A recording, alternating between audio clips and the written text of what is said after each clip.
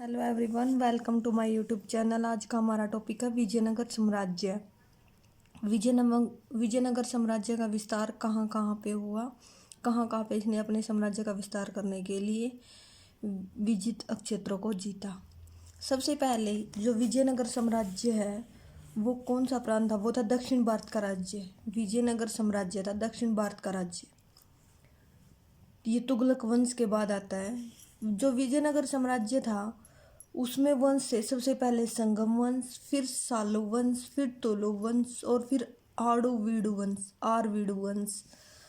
सबसे पहले हम संगम वंश के बारे में पढ़ेंगे। संगम वंश की शुरुआत 1336 से 1485 ईस्वी तक रही है। 1336 से संगम वंश की स्थापना हुई थी और 1485 तक इसके अंतिम शासन सत्ता स्थापित करने में सफल हुए थे। सबसे पहले आता हरि और बुक्का। ये दोनों भाई थे, ये दोनों संगम के पुत्र थे। ये दोनों संगम के पुत्र थे, इसीलिए इनके जो वंश है उनको संगम वंश का नाम दिया गया था। इन्होंने क्या किया था? हरिहर और बुक्का ने वारंगल के काकतीय शासक प्रताप देवरुद्र की सेवा करते थे। पहले ये दोनों भाई जो वारंगल का शासक था, काकतीय शासक प्रताप रुद्र द्वितीय, उसकी सेवा करते थे। फिर इन्होंने क्या किया? 1323 ईस्वी में वारंगल के ऊपर मुसलमानों ने आक्रमण कर दिया। मुसलमानों का आक्रमण करने के बाद फिर ये कामपिल्ले चले गए। कामपिल्ले जाने के बाद वहाँ पे मोहम्मद तुगलक ने आक्रमण कर दिया। इन दोनों भाइयों को बंदी बना लिया और इनको धर्म परिवर्तन के बारे में कहा, तो इन्होंने उसके मोहम्मद तुगलक के दबाव में आकर इस्लाम धर्म ग्रहण कर लिया। इस प्रकार हुई थी संगम वंश की स्थापना। हम देख लेते हैं संगम वंश। जो हरिहर और बुक्का थे फिर ये दक्षिण में चले गए और वहाँ पे इनकी शुद्धि हुई, शुद्धिकरण किया गया। कौन थे इनके गुरु? जिन्होंने शुद्धिकरण किया, गुरु विद्यारण द्वारा इनका शुद्धिकरण किया गया। फिर ये क्या हुआ? तुंगभद्रा नदी के किनारे अनेगोंडी में ये एक नगर था। उसके पास जो ये अनेगोंडी नगर था उसके पास ही दो नगर बसाए गए, एक विजयनगर और एक विद्यानगर। जो विजयनगर था उसका अर्थ था जीत की नगरी और जो विद्यानगर था उसका अर्थ था विद्या की नगरी। अब ये दो नगर बसाए गए।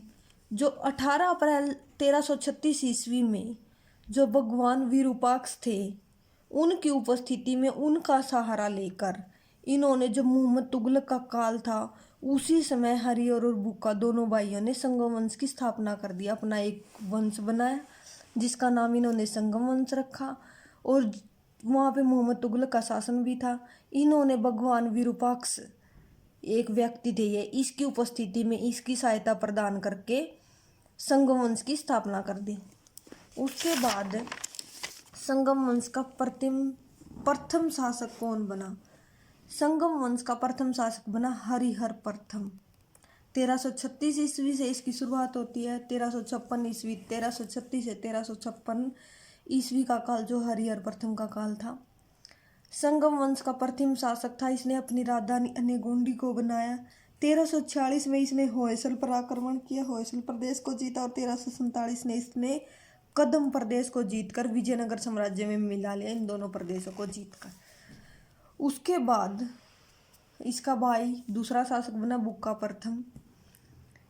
विजयनगर साम्राज्य का 1356 से 1377 ईस्वी तक ये अपने पद पर बना रहा। जो बुक्का प्रथम है उसको राज सिंहासन का अवलंब नाम दिया गया था।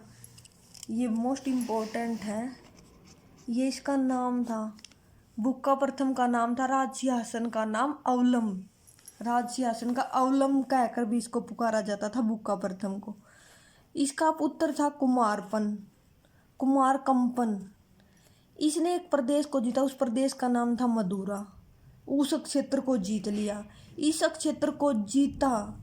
ये हमें कहाँ से लिखा मिलता है अभी, कहाँ हमने इसके बारे में विवरण मिलता है, चर्चा मिलती है? इसकी चर्चा मिलती है हमें गंगा देवी, जो कुमार कंपन की पत्नी थी, उसने एक कृति लिखी थी मधुरम विजय, उसमें चर्चा की जाती है भी इसने एक मदुरा क्षेत्र को जीता था। जो बुक्का प्रथम है उसने एक दूत चीन में भेजा था। उसके बाद आता है 1367 ईस्वी में विद्रोह हुआ। विद्रोह में बहुत सारे लोगों को मौत के घाट उतार दिया गया। केवल एक व्यक्ति को छोड़ा था, उसका नाम था रक्षावाहिनी को छोड़ दिया।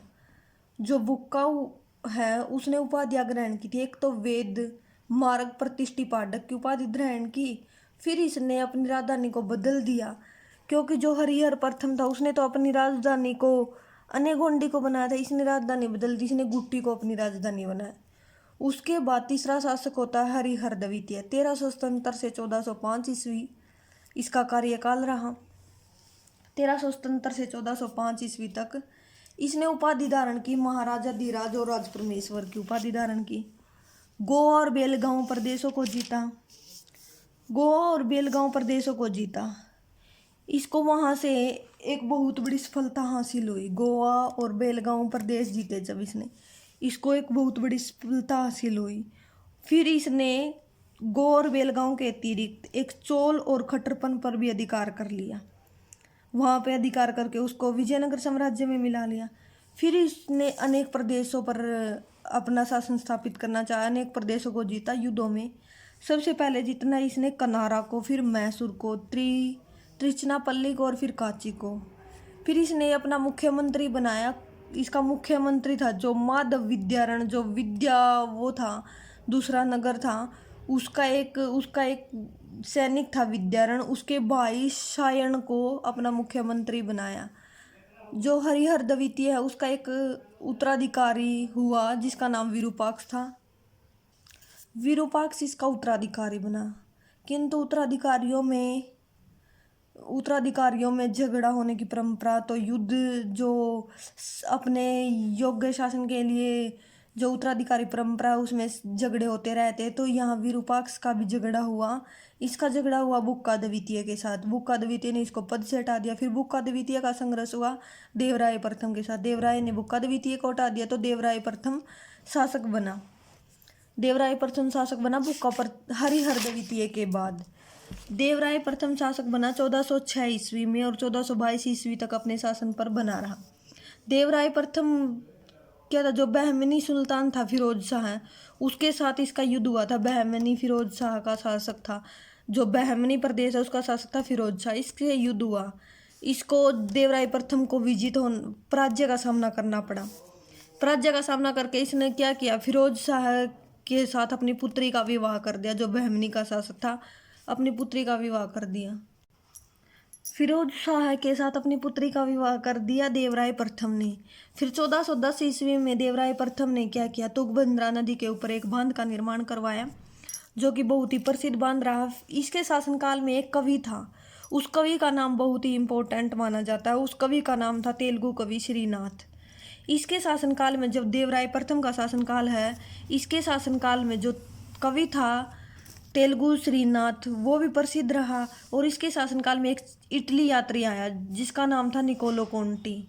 विजयनगर साम्राज्य में जो दीपावली और जो नवरात्रि के त्यौहार मनाए जाते थे उनका वर्णन किया इटली के इस यात्री निकोलो कोंटी ने। उसके बाद शासक बना देवराय द्वितीय। देवराय द्वितीय शासक बना 1422 से 1446 ईस्वी तक। इसने बहुत सारी उपाधियां ग्रहण की। एक तो इमादी देवराय की उपाधि, एक प्रौढ़ देवराय और एक महान देवराय, इतनी उपाधियां इसने धारण की। जो जनता थी, जो आम जनता के लोग थे, वो इसको इंद्र का अवतार मानते थे। इसके काल में एक व्यक्ति आया था ईरानी राजदूत। ईरानी राजदूत आया, उसने क्या किया, ईरानी राजदूत का नाम था अब्दुल रज्जाक। विजयनगर आया और उसके बारे में इसके क्षेत्र के बारे में कुछ लिखा। फिर आता है कर मिलने वाले क्षेत्र, जिनसे इसको कर आय प्राप्त होती थी। कर से जो देवराय द्वितीय को आय प्राप्त होती, वो क्षेत्र कौन से थे। पुर्तगाली यात्री हुए एक नुजीज, उनका कहना है जो देवराय द्वितीय है इसको बहुत सारे क्षेत्रों से कर मिलता था। श्रीलंका, किवलोन, पुलिकट, पेगू, तंचीरम आदि से इसको कर मिलता था। स्वयं तो यह एक विद्वान था, किंतु विद्वानों का महान संरक्षक था। इसने 2 संस्कृत ग्रंथ लिखे जो कि एग्जाम के लिए बहुत ही महत्व इम्पोर्टेंट है। महानाटक सुधानिधि और बादरायण के ब्रह्मसूत्र, इसने इनके ऊपर टीका लिखी। उसके बाद शासक बना देवराय द्वितीय। देवराय द्वितीय ने क्या किया, जो कोंगबिंडू को जीता, कोंगबिंदु प्रदेश को जीता। फिर विजयनगर साम्राज्य पर आक्रमण किया उड़ीसा और बहमनी के शासकों ने। उड़ीसा और बहमनी के शासकों ने शासन किया। उस समय मल्लिकार्जुन का शासक था। मल्लिकार्जुन जो है शासक बना तो उसको देवराय के नाम से जाना जाता था। देवराय, प्रौढ़ देवराय के नाम से जाना जाता था। इसके शासनकाल में एक चीनी यात्री आया जिसका नाम था माओवान। 1491 ईस्वी में भारत आया था। इसके बाद शासक बना जो अंतिम शासक था जो संगम वंश का, उसका नाम था विरूपाक्ष द्वितीय।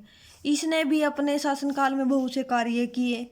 उसके बाद इस जो संगम वंश का पतन हो गया, और संगम वंश का पतन होने के बाद सालू वंश जो है 1485 ईस्वी में शासन स्थापित कर लेता है और 1505 ईस्वी तक शासन बना रहता है। Thank you.